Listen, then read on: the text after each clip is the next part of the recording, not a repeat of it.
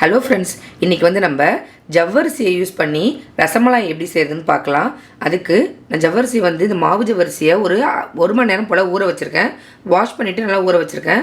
பாருங்கள் இது எந்த அளவுக்கு ஊறி இருக்குன்னு. கையால் மசிச்சாலே இப்படி மாவாகிற அளவுக்கு நம்ம வந்து ஊற வச்சு எடுத்துக்கணும். இதுக்கு வந்து நான் 1 லிட்டர் பாலை ஒரு பாத்திரத்தை சேர்த்து நல்லா கொதிக்க வச்சுருக்கேன். பாதி அளவுக்கு பால் வந்து சுண்டி வந்திருக்கு.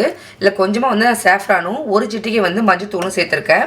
இது நல்லா வந்து கொதித்து வரும்போது சைடில் இருக்க ஆடையெல்லாம் எடுத்து விட்டு நல்லா சுண்டை காய்ச்சிக்கோங்க.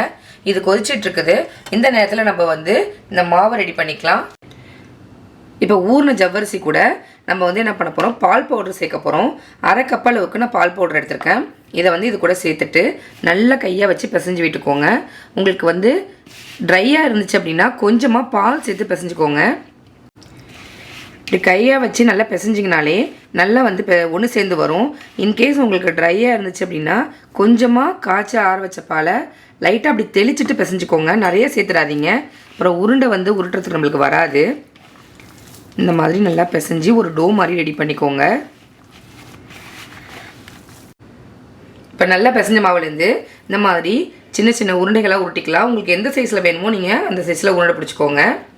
இந்த மாதிரி ரெடி பண்ணி வச்சுக்கோங்க. இப்போ இந்த பாலில் வந்து நான் 3/4 கப் அளவுக்கு சுகர் சேர்த்துருக்கேன். உங்களுக்கு எந்த அளவுக்கு சுகர் தேவையோ அந்த அளவுக்கு சேர்த்துக்கோங்க.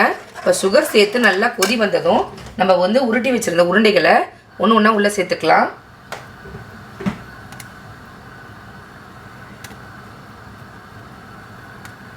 சேர்த்துட்டு மிக்ஸ் பண்ணாதீங்க. ஒரு 5 மினிட்ஸ் வந்து வேகட்டும். உருண்டையை சேர்த்து 5 மினிட்ஸ் ஆயிடுச்சு. இப்போ அது நல்லா வெந்துருச்சு. ஜவ்வரிசி சேர்த்துருக்கறதுனால இது கரையாது. பாருங்கள், உருண்டை வந்து இந்த அளவுக்கு நல்லா வெந்து வந்திருக்கு. அப்படின்னு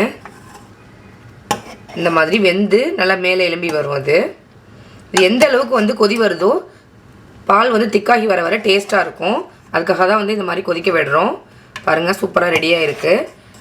இது இன்னும் ஒரு 2 to 3 மினிட்ஸ் கொதிச்சதுன்னா நம்ம ரெடி ஆகிடும். இப்போ நல்லா வந்து வெந்துருச்சு. பாலும் நல்லா திக்காகி வந்துட்டு இந்த ஸ்டேஜில் நான் வந்து ஒரு 10 முந்திரி 10 பாதாமை வந்து இது மாதிரி கிரேட் பண்ணி வச்சுருக்கேன். இதை வந்து இது மேலே நீங்கள் தூவிக்கோங்க. உங்களுக்கு என்ன நட்ஸ் தேவையோ நீங்கள் பாதாம், பிஸ்தா, வால்நட் அப்படின்னு எது வேணாலும் நீங்கள் சேர்த்துக்கலாம். நான் இன்றைக்கி முந்திரியும் பாதாம் மட்டும் சேர்த்துருக்கேன். கொஞ்சமாக வந்து மேலே கார்னிஷ்காக வச்சுருக்கேன். மிக்ஸ் பண்ணிவிட்டு சர்வ் பண்ணிங்க அப்படின்னா சூப்பரான ஜவ்வரிசி ரசமலாய் ரெடி ஆகிடும். இந்த தீபாவளிக்கு நீங்கள் இந்த மாதிரி செஞ்சு பாருங்கள், ரொம்பவே சூப்பராக இருக்கும். பாருங்கள், சூப்பராக ரெடி ஆகிட்டு அவ்வளோதான். ஸ்டவ் ஆஃப் பண்ணிடலாம். நீங்களும் இந்த மாதிரி உங்கள் வீட்டில் செஞ்சு பாருங்கள்.